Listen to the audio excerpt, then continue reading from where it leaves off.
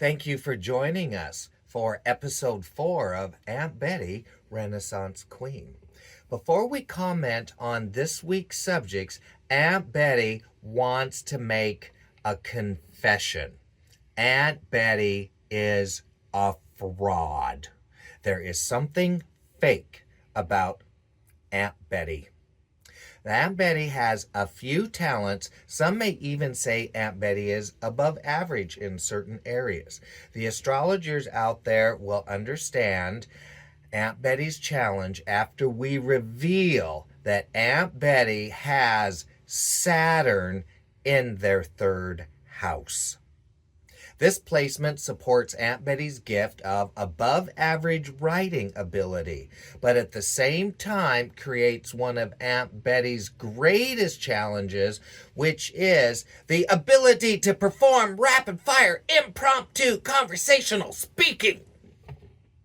Aunt Betty would sacrifice their left eyelash for Bianca's or Trixie's or Bob's or Jinx's or Rue's precision, wit. But to quote Cunegonde, "'twas not to be." So, out of respect for our audience, and in the spirit of full disclosure, Aunt Betty uses notes. And they are right here, mere inches away from the camera.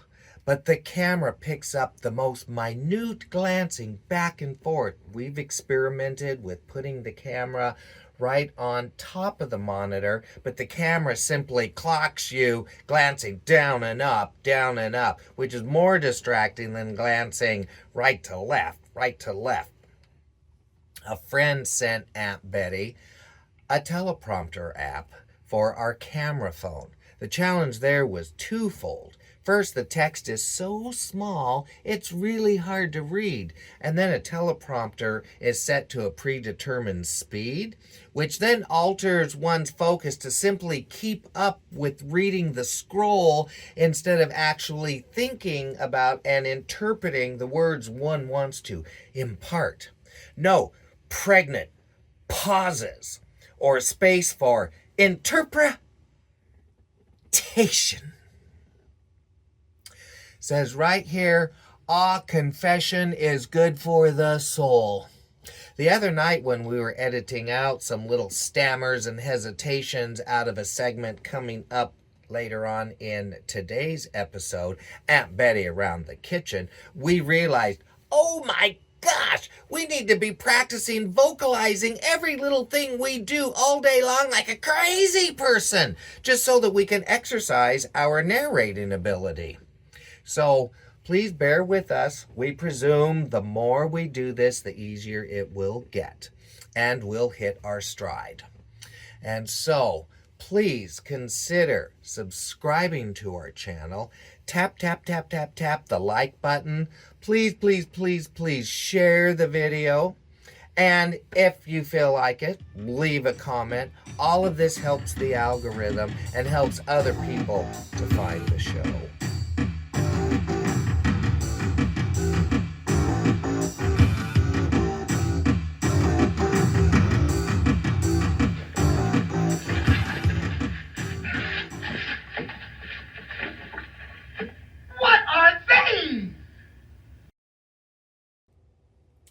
Welcome to What Is This? What is this?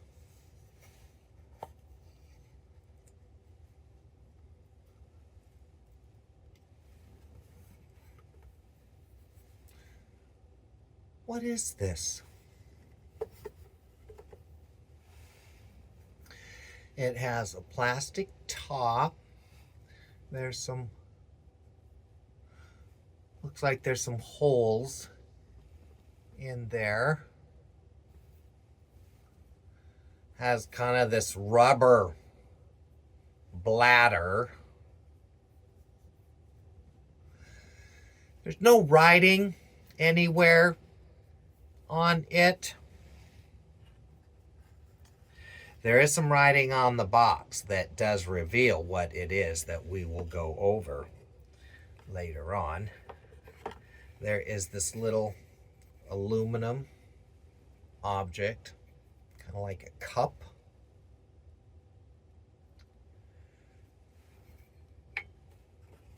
By the looks of the box, we'd say it's going on 100 years old. 1920s, 1930s. What is this? If you have an idea, leave it in the comments. The winners will receive no prizes. We will reveal what this is later on near the end of the show. What is this?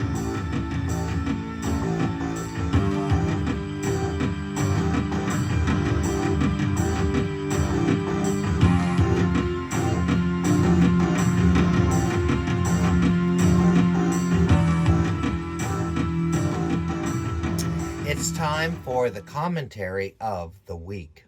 Aunt Betty intends to not mince words.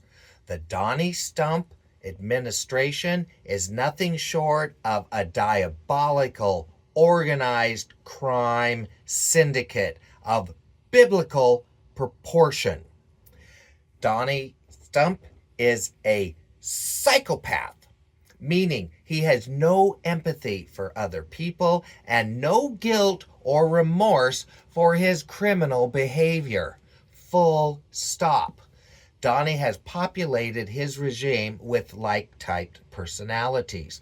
First, probably because anyone with a conscience would not work for Donnie. Good people out of patriotism tried it during Donnie's first term, but they had to quit because they wouldn't sacrifice their morals, or they got fired because they wouldn't commit the crimes Donnie demanded of them. This brings us to this week's firing of Homeland Security Secretary Kristi Noem, whom Donnie kicked to the curb earlier in the week. For those who were not political junkies, Kristi Noem was in charge of ICE, Donnie's illegal private army that is terrorizing, brutalizing, and murdering U.S. citizens and treating migrants like animals, crowding them in cages, making them sleep on cold concrete floors with no blankets, withholding food and medical care, neglecting their hygiene. It's safe to say that psychopath Stephen Miller is the wizard behind the curtain, pulling the strings and setting the policies of ICE, but Kristi Noem, being a psychopath herself, was the Botox, pumped up, made-for-TV spokesperson for this criminal operation.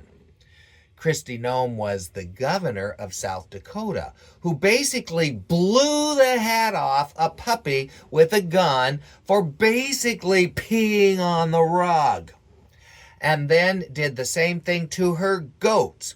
Kristi Noem is a sadist and apparently receives pleasure from the suffering of others. They can be animals, they can be people. It really doesn't matter to her. The brutality and the sadism is the point of the Stump agenda. What the regime is testing is how much can they get away with. The regime found out that the murders of Renee Good and Alex Preddy in Minneapolis was more than even our disassociated and distracted citizens would tolerate. Aunt Betty emphasizes Kristi Noem did not get fired because she was a bad person. Kristi Noem got fired because she thought she would be the exception to the rule, being everything that Stump touches eventually dies. Kristi Noem got fired because she was not sneaky enough and therefore made Donnie look bad.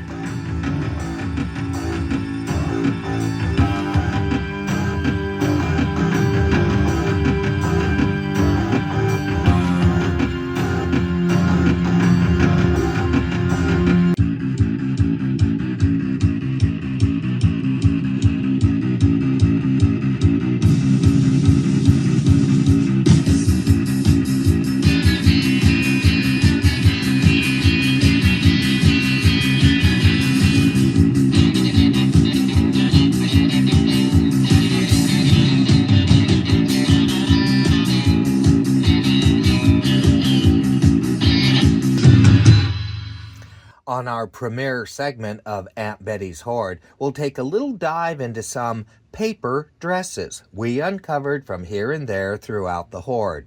We'll ascertain who wore these dresses and, frankly, why do they even exist? Our story starts way back in 1946 when our American soldiers came home from World War II and got down to the serious business of making babies with their high school sweethearts they married basically the week before they went off to the war. 1946 marked the first year of the baby boom generation and officially ushered in the era of the American dream, basically meaning that a good-paying job was available to most, if not at least more Americans than ever before, and launched unparalleled consumerism. At this time, children were considered simply miniature grown-ups and not a distinct cultural and definitely not a distinct consuming segment of the population. Every young person identified with their parents and wanted to grow up to be just like them. This mid to late 60s psychedelic paper dress is sewn with actual thread and even has buttons. And it even comes with the original package, which is even more rare that it survives. This brand is the Candy Wrapper. It is the high-fashion disposable paper dress with special features, pressed with cold iron, which seems to be sort of an oxymoron to Aunt Betty, and it's fire-resistant. What's that mean? Is there asbestos in there? But the world really started speeding up these years after World War II with accelerating advances in communications and transportation and economics. By the time the children born in the late 40s and 50s became teenagers and young adults in the mid-60s, times had changed so quickly this generation did not see themselves as miniature versions of their parents. Indeed, they saw themselves as part of a unique collective identity distinct from any generation that came before them. This dress features classic late 60s colors of lime green and sky blue. There's no buttons on this one. It's a pullover, but look at those pockets! This dovetailed with the culmination of frivolous consumption as a result of the American prosperity phenomenon. Nobody knew at the time, but the era these paper dresses were made marked the high tide of the carefree American lifestyle.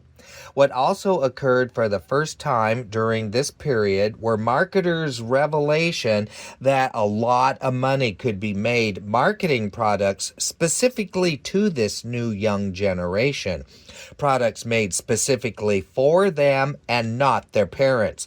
Welcome to the scene. Disposable paper dresses, one of countless unnecessary novelty products produced for frivolous consumption in the 1960s. Pink and green polka dots. It doesn't get any more iconic than that to illustrate a pop mod 1960s go-go look. We looked on Etsy for prices of paper dresses, and we saw a few on there ranging from $100 to $200. But if you could find a Campbell's soup can paper dress, which exists out there somewhere, that would fetch thousands. We can't wait to see what will be next on Aunt Betty's Hoard. Moving to the war on Iran. Everything about the war on Iran is morally wrong and very bad for the United States. We have a madman in the Oval Office, surrounded by a criminal cabinet that is only allowed to tell Donnie what he wants to hear. And every person in Congress who is willing to give Donnie money for his war is a criminal as well. Donnie campaigned on being the peace president. And we don't mean P-I-E-C-E. Donnie said America first and stay out of foreign affairs. Donnie was supposed to concentrate on sowing chaos and destruction and terror right here at home. But in 1 year, Donnie has dropped bombs on Iraq, Nigeria, Somalia, Syria, Yemen, Venezuela, and now Iran for the second time. Aunt Betty assures you, none of which was for the benefit of ordinary Americans. But there must be really good reason to start another war with Iran. Let's see. Oh, they were an imminent threat to the United States. Oh, really? Who believes that BS? Let's try again. Oh, it's Israel's fault. Israel made us do it.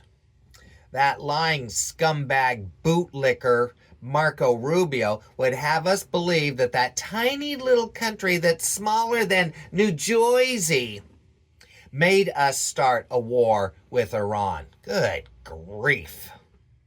We've heard that MAGA people think Israel is controlling the United States. Oh, but Aunt Betty thinks that's a little bit of a stretch.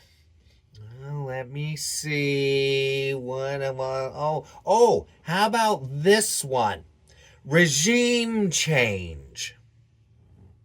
The Iranian culture is over 2,500 years old.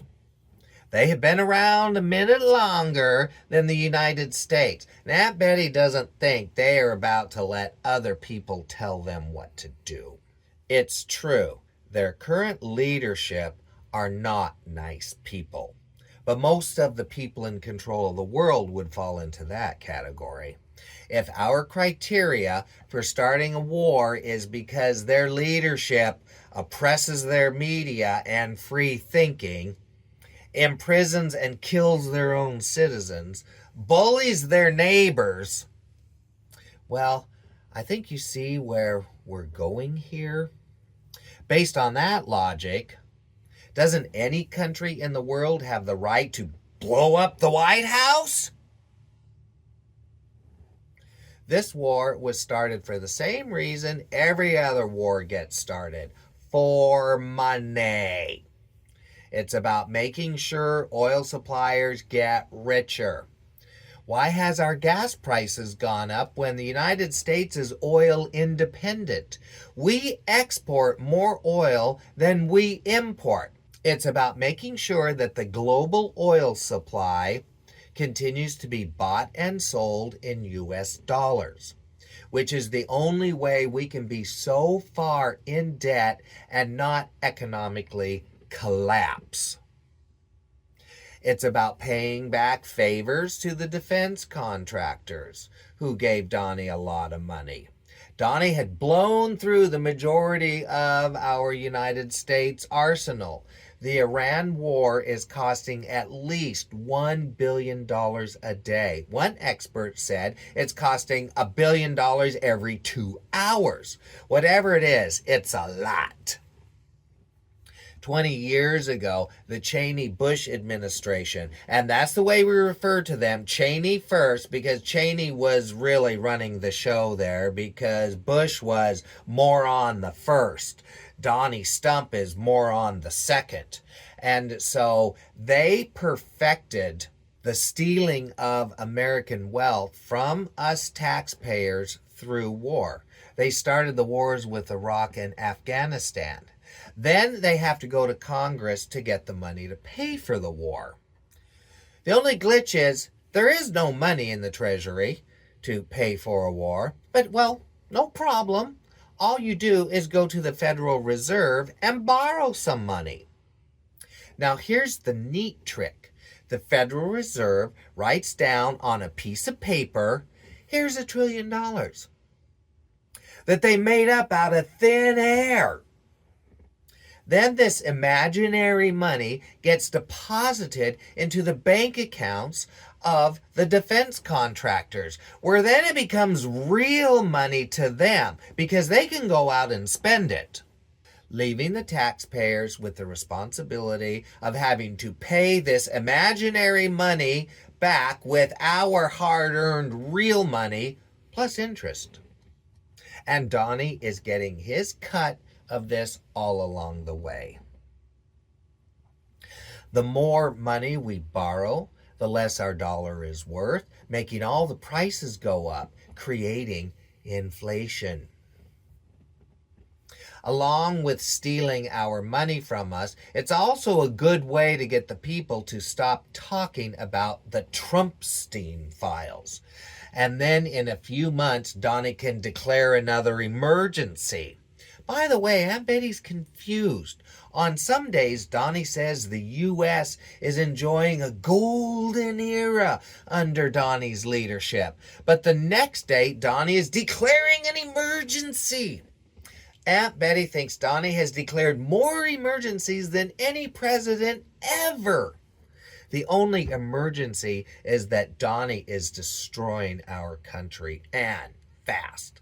So rest assured, Donnie will cry wolf and declare another emergency coming up here, leading up to the midterms, so Donnie can corrupt those elections. Because Donnie knows that everything ends if the elections are fair and the Democrats take control of the House of Representatives. For Donnie, this is Custer's last stand, or the gunfight at the OK Corral, or the Battle of the Death Star. Because Donnie has the tiger by the tail. He knows he can't let go. Donnie will destroy everything before going down alone.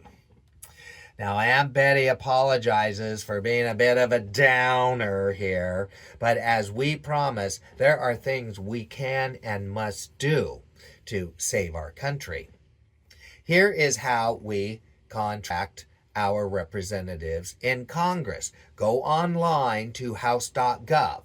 Write in your zip code to find out who your representative is. And then let them know we don't want them to give Donnie any money for his war.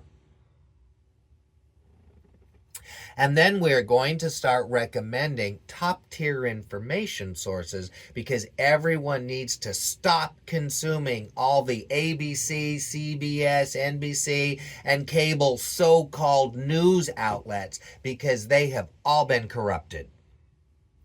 Aunt Betty's favorite show comes out every Wednesday and is hosted by Anthony Davis and Ron Filipkowski. It's called Uncovered, and it reveals the crimes Donnie and the Republicans are currently committing.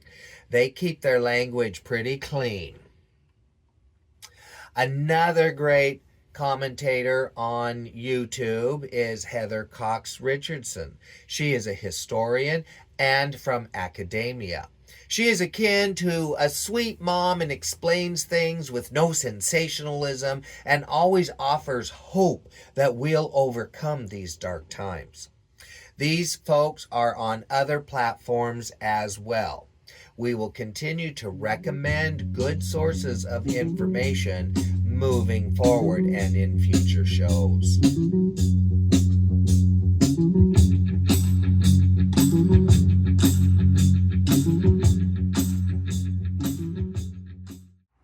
There was a little bit of sun earlier today that was popping in and out, but we were inside gluing macaroni to picture frames and vases and did not realize that there was not going to be another bit of sun for an entire week. It's the first week of March. Hi there, Lillian. Lillian loves it when Aunt Betty comes outside. Yeah, you gonna help be a movie star?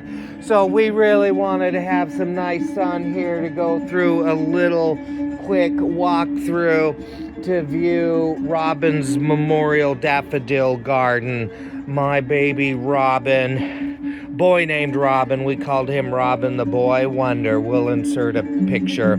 Then we had him for almost 14 years. He died earlier this year. He is planted right under the bunny there. He loved the catnip that we grew. He would just lay right by it and sniff it. And so we then rested him on a pillow of his favorite catnip and buried it and sprinkled catnip around. And so Robin's right down in there. And then this year, this fall, we planted daffodils all around the yard, and so these are Robin's memorial daffodil garden. Here's some hyacinths that are coming up. So this is the first week of March, and they just now have opened up in these few days. So now they're just alive and at their fullest. So we'll walk through a little bit. The yard is in no condition for viewing. This white stuff here, we call it white plague. It may be chickweed. This will go from sprouting to generating seeds in 10 to 14 days when it's sunny. And this just has to be weeded out ASAP. Here's a climbing rose that was in this hole. Then this blackberry here, and these mother freaking roots, they go all the way down. So we've been trying to dig out that root because we then want to put this grapevine that is right here. That was planted right there, really crowding the other one, and it was way too crowded. And so we want to put this grapevine there and grow it along the trellis. Here is some more of Robin's memorial daffodils and hyacinths. There's some really lovely ones right there. Look at, oh, the wind. Look at you just dancing for us. So we need to work on this fountain. All right, so our water is low. And I think we need to clean it out because even when we filled it up, we haven't been getting much of a trickle. So there's probably some debris clogging the motor.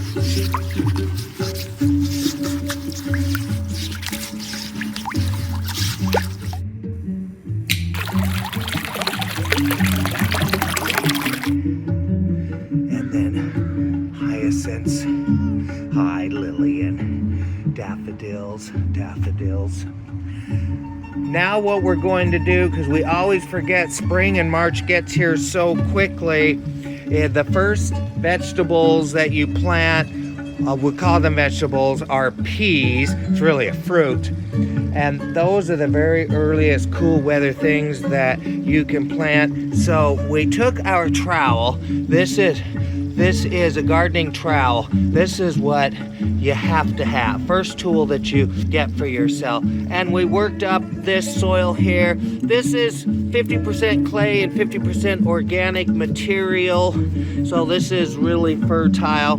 And we're gonna plunk in some peas from seeds from peas that we grew last year. So we're pretty sure they're fertile. And we're just gonna plunk them all in there and let them nursery and sprout, and then after they sprout, then we'll move them around the yard. There was so much weeding and winter cleanup to do. Every spring this always happens. Aunt Betty goes, oh my goodness, we're just not ready for spring here. We haven't done all of the winter work. We have to put our heron back together. There's a screw right there, and it looks like this broke away. See there, and screw goes there, and it looks like there's a part there of metal that broke all the way. So we're gonna have to look at this and see if somehow we can drill another hole or so. So now that is another project. Here are the peas that we, from plants we grew last year in this lovely sort of medical little sort of laboratory measuring beaker, which we just love. This kind of stuff, little beakers and antique measuring cups and so on.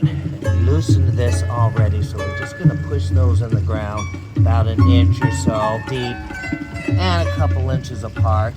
Just push these in everywhere. But safety in numbers. Plant a whole bunch of these, then they all feel confident. They can feel the energy of each other and be like, oh, we're a little family and we're gonna grow into a little pea patch. And then they come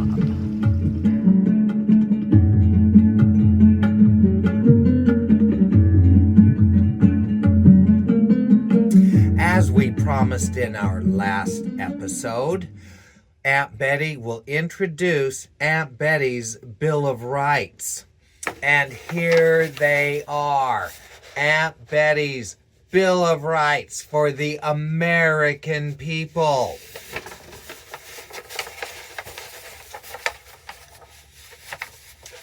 Aunt Betty's Bill of Rights. Right number 1, the right to a meaningful job. Right number 2, the right to housing. Number 3, the right to fair taxation. Number 4, the right to public options. Number 5, the right to fair voting. Number 6, the right against minority rule. Number 7, the right to a fair judiciary. And number 8, the right to political authenticity. Number 9, the right to be free from debt. And number 10, the right to pursue meaning in your life. Aunt Betty's 10 Bill of Rights. And this episode, then we will take a dive into right number 1. We're not going to take a dive into all of them because there's enough content to go over the next few episodes. But we will go into right number 1, the right to a meaningful job. Most of the people of the world are working jobs they don't want simply out of necessity for survival. It wouldn't be a stretch to refer to this as a form of slavery. We've all heard the term wage slave.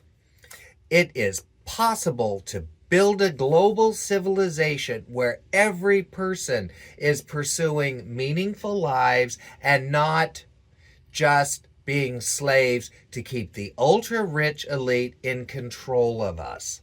Until we build that society, the first step is to create a culture where every person who wants gainful employment has access to it. The majority of everyone around is suffering economic anxiety. People are worried about being able to pay the rent, buy food, and cover the cost of health care and everything else. If people currently have a job, they are worried that it will be eliminated. If missions and resources were fine-tuned, our government could pick up the slack of providing stable employment for everyone not being supported by the private sector. Conservative critics slam this idea as communism or welfare, but it's not. 20th century communism was authoritarian governments forcing its population into workforces outside of their free will. Aunt Betty's system is based on citizens creating opportunities for other citizens, and it's not welfare. Currently, our government dedicates the majority of its treasury we could easily call welfare upon the super rich elite, and mostly through corruption. Disgraced Homeland Security Secretary Kristi Noem spent $220 million of our taxpayer money to make self-promotion commercials about herself sitting on a horse in front of Mount Rushmore, simply because she wants to run for president in 2028, and this was a free way to promote herself. Now, it doesn't take $220 million to make a commercial, no matter how much touch-up her pumped-up with Botox Frankenstein face requires in post. There would be some cost to air the piece, we're sure. But the next question is, how much of our tax money did Kristi Noem pocket? The government contract for the commercial went to her personal PR firm, run by her friends that she's been connected with for years. Aunt Betty did a graphic of RuPaul on Mount Rushmore for a lot less than $220 million. Actually, it was free. But if Rue wants to kick down Aunt Betty a few ducats for the idea, we wouldn't turn it down. Then Kristi Noem bought not one, but 2 jets for her to ride around in for close to $200 million. How one person can ride around in 2 jets is beyond Aunt Betty. But this is what Kristi Noem did. And again, of our taxpayer money, Aunt Betty did not realize that a private jet costs near $100 million. How much of that did she pocket? A Gulfstream G700 luxury private jet costs an average of $8,000 an hour just to operate. Rounding this off, and we won't even factor in the operating expenses of $8,000 an hour, we come to a conservative figure of $400 million of taxpayer money that was government welfared just to Kristi Noem on her commercials and her jet. And how much more is there? Because most of this stuff is like an iceberg, which means that only 10% of an iceberg sticks above the water and the other 90% is concealed. It's down there. But $400 million of government welfare just to Kristi Noem. Now, how many $50,000 a year jobs would that $400 million paid for? Aunt Betty's never even made $50,000 a year. So it's not a lot, but it's certainly enough to live on fairly comfortably. So how much would that be? Well, let's see what we get here. We'll start with $400 million.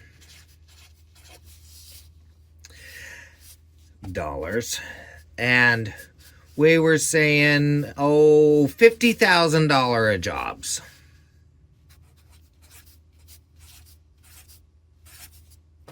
We can eliminate these last 4 zeros because they cancel each other out. So let's just go 5 into 40,000. Not only were calculators not allowed in the classroom, calculators did not even exist outside of NASA. So we had to learn how to do this on paper. Okay, so 5 goes into 4 0 times. So then we go over again. 5 goes into 40 exactly 8 times. 8 times 5 is 40. We'll bring that up. 5 goes, and we're doing short division here. 5 into 0 is 0. 5 into 0 is 0. And 5 into 0 is 0. 8,000 jobs. 8,000 jobs we could have paid for just on the money that Kristi Noem stole from the American people. $8,000, $50,000 a year jobs. We could have helped our American brothers and sisters instead of giving it to Kristi Noem. This speaks to the elite class of people and their mindset. Rest assured, Kristi Noem is not losing any sleep that we could have hired 8,000 people at $50,000 a year jobs, because these people think that they're better than you. Kristi Noem thinks that she is at least as good, if not better, than 8,000 people combined. And this is the way all of these rich elite people think. They think they are better than you.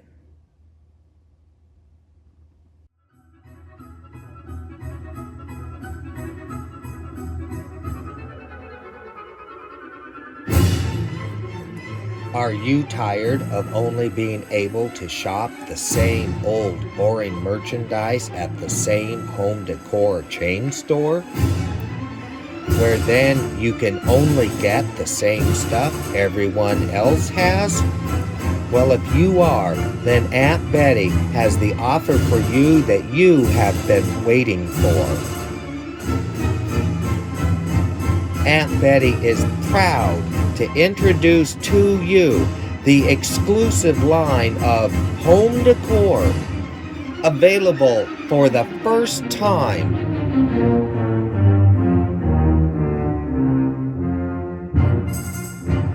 The White House Collection.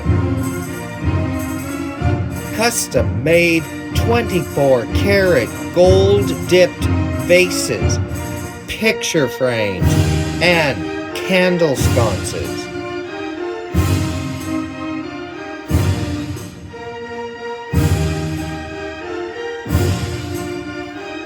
Rarely is an opportunity like this made to the general public.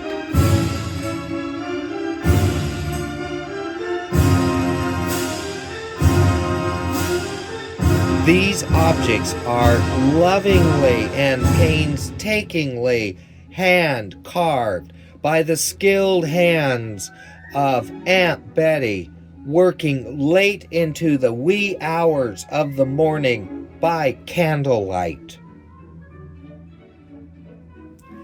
Every object is accompanied with a U.S. Patent Office registered certificate of authenticity, guaranteeing these objects to be unique, one of a kind, hand-carved and dipped in 24-karat gold by the one and only Aunt Betty. Accept no imitations. Order yours now while supplies last.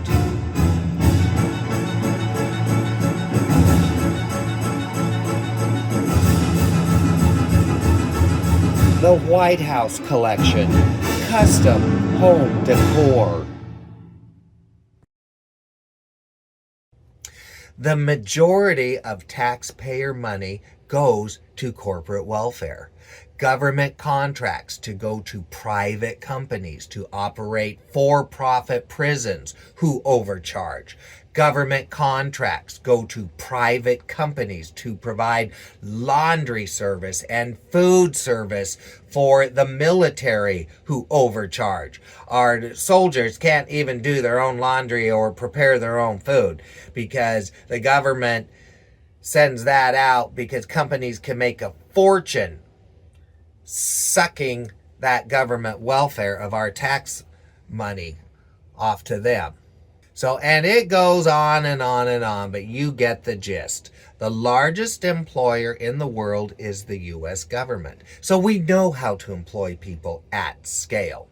The largest single sector of employment is the U.S. military. There's no reason why an offshoot of the military can't be tweaked to train and employ everyone who needs a good paying job. We have a shortage of auto mechanics, electricians, tech repair, healthcare providers. Aunt Betty's urology clinic has a 1.5-year waiting list to get seen. Now, if it's an emergency, they can get you in 6 months. This potential workforce could be building renewable clean energy plants, fixing our crumbling cities and infrastructure, providing health care, building and maintaining eco-friendly greenhouse farms, etc., etc., etc. Not everyone can be a coder or a social influencer, but there's no reason why people cannot pursue these occupations on the side, and if you break through, props to you. The only reason why we have unemployment is because the corrupt business sector wants unemployment. When there are not enough jobs to go around, people feel desperate and will work for less money. Aunt Betty's right number one, the right to a meaningful job.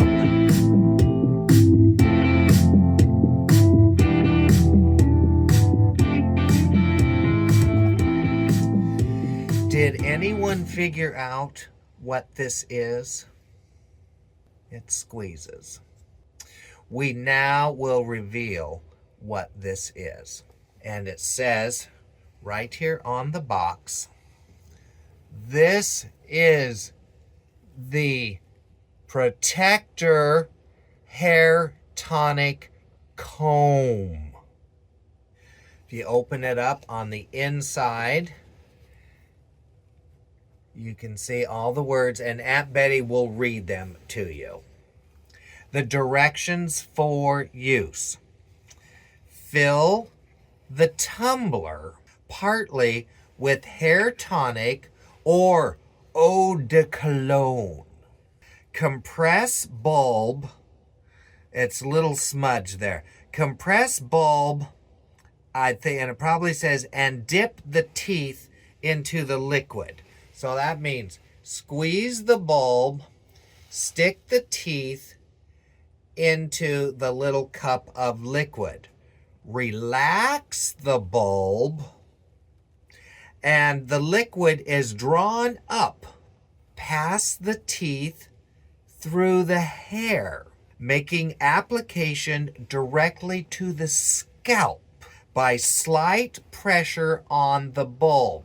So you put it in your hair and you push this down to your scalp and you slightly squeeze this to squeeze your hair tonic out onto your scalp. It says it is convenient and economical. This is the Protector Hair Tonic Comb. Get yours while supplies last. Actually, Aunt Betty thinks that this was an idea a little bit before its time because this is the only one we have ever seen. It may be the only one that exists in the world. Thank you for joining us for this episode of What Is This?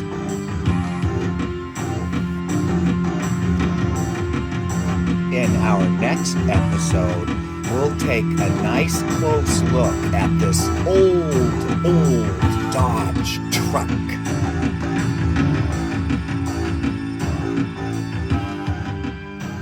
In closing, let's take a moment to visualize, to meditate, to pray.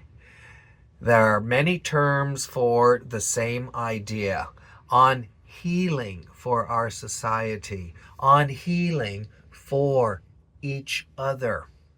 Aunt Betty doesn't prescribe to know how it works, but does subscribe to the power of collective consciousness. God bless the world.